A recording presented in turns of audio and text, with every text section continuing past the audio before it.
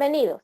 El tema que nos ha tocado exponer el día de hoy es la escolaridad y las adaptaciones de acceso y curriculares para estudiantes con necesidades educativas visuales en el marco de la propuesta curricular del centro. Estos son los integrantes de nuestro grupo. Contenidos. 1. Necesidades y material educativo. 2. Adaptaciones de acceso. 3. Aspectos organizativos y espaciales. 4. Programación de actividades.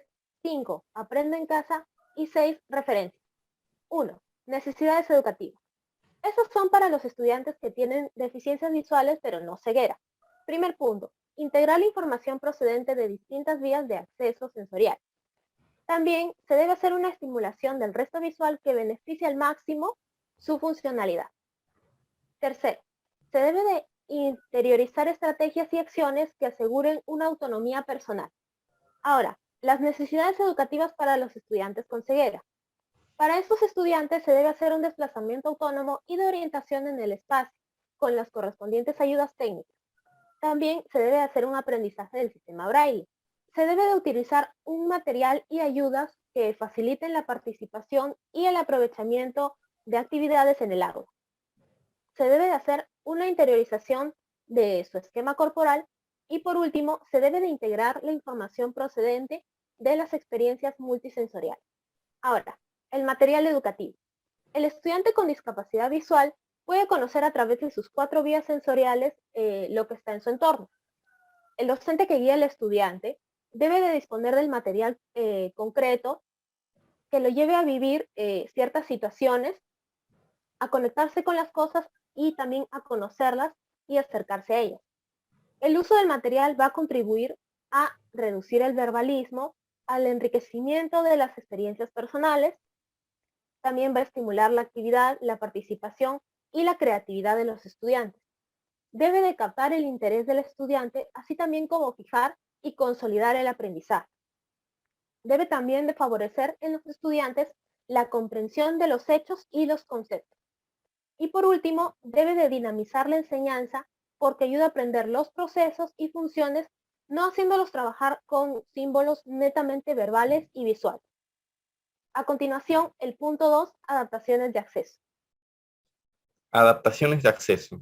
De acuerdo con el principio de compensación, las adaptaciones de acceso suponen aquellas modificaciones físico-ambientales que necesitan los espacios escolares para favorecer la accesibilidad a los estudiantes con deficiencias visuales.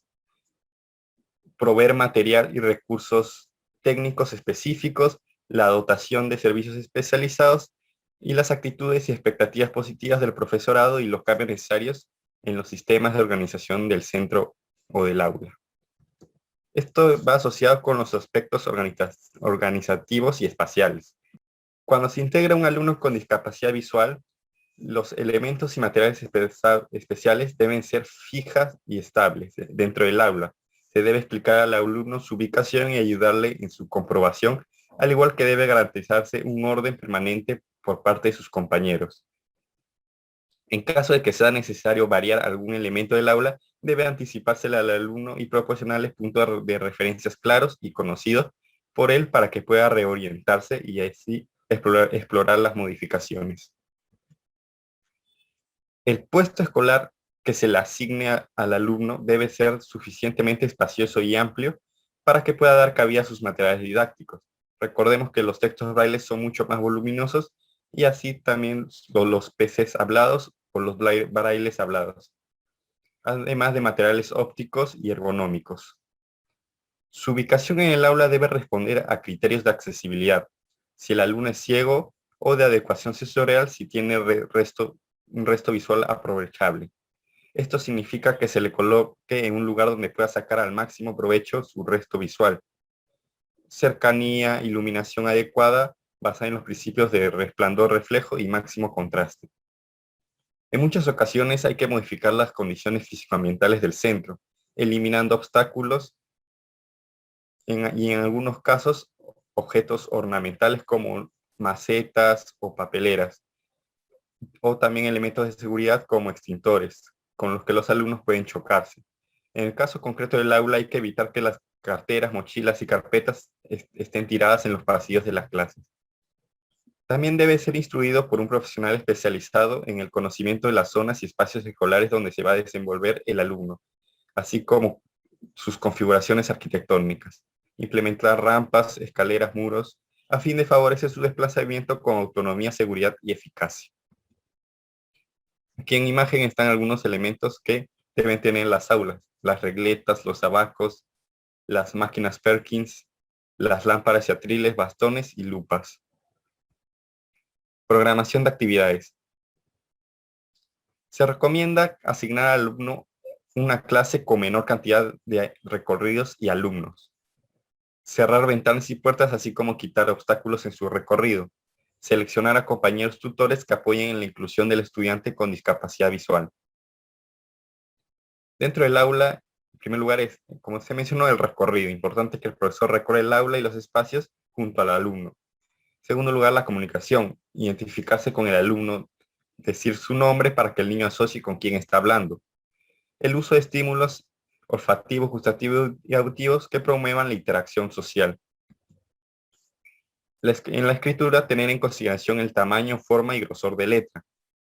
Se debe valorar las evaluaciones, la eficacia visual para el aprendizaje de la lectoescritura. Y la observación, el alumno debe observar el grado de autonomía, orientación y desplazamiento para diseñar las actividades de acuerdo a ello. Ahora vamos a hablar acerca de Aprenda en Casa.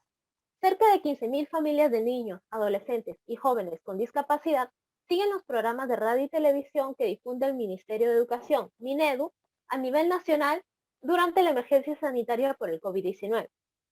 Como parte de esa estrategia de educación inclusiva, también se han emitido más de 140 programas radiales para participantes de los programas de intervención temprana, PRITE, y los estudiantes de los centros de educación básica especial, CEBE, por Radio Nacional, las redes sociales del Minedu y en formato de podcast por radioprogramas del Perú. Estas son nuestras referencias. Esperamos que este tema haya sido de su agrado. Muchas gracias.